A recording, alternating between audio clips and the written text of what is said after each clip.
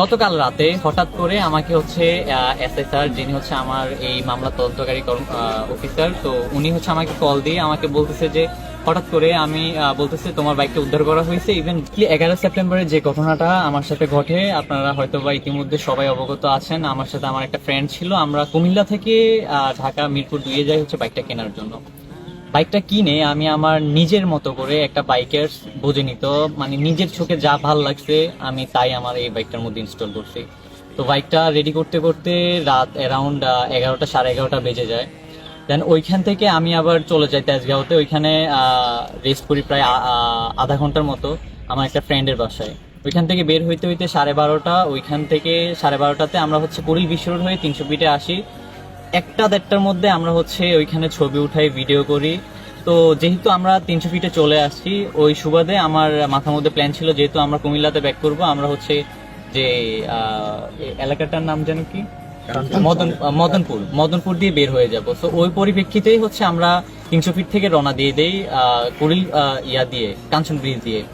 কাঞ্চন ব্রিজটা পার হওয়ার 5 থেকে 10 মিনিট পরে হঠাৎ করে দেখি 2টা বাইক, 3জন যুবক, একটা ভার্সন 3 ছিল ব্লু কালারের, ও আমাকে 2 থেকে 3বার করে চাপ দেয়। তো চাপ দেওয়ার কারণে আমার মনে কেন জানি একটু সন্দেহ মানে জাগে। দেন হচ্ছে আমি যেহেতু ভিডিও করি, আমার হেলমেটের মধ্যে হচ্ছে একটা ক্যামেরা ছিল, তো ক্যামেরাটার সঙ্গে সঙ্গে আমি হচ্ছে ওপেন করি। অ্যান্ড ওই ক্যামেরাতে ধারণ করা ভিডিও আপনারা ইতিমধ্যে সবাই দেখেছেন যে আসলে কি কি ঘটেছিল। তো ওইখানে আমাকে অ্যারাউন্ড 5 থেকে 6টা কোপ দেওয়া হয়। এর মধ্যে আমার হাতের মধ্যে ডাইরেক্ট একটা কোপ লেগে যায়। আর আমার যে ফ্রেন্ড ছিল ফয়সালের মাথার মধ্যে 2টা, হাতের মধ্যে একটা লেগে যায়। ওরা এতটাই হিংস্র ছিল, এতটাই জঘন্য, যা বলার বাহিরে। ওরা মানে কি থেকে কি করতে পারে আসলে এটা বলার মতো ভাষা নাই।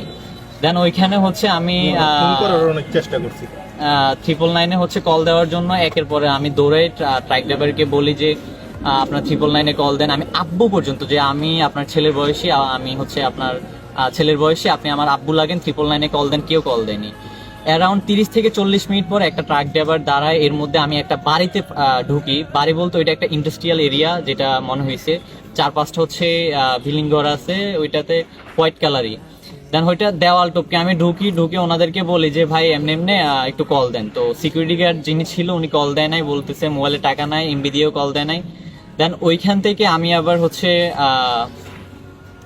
বের হই বলতে ওনাদেরই আরেকজন আয়সা আমাকে বলে যে ওকে বের করে দে।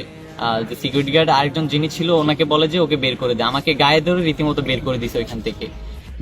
বের করে দেওয়ার পরে আমি আবার ভিডিওটা অন করি। ভিডিও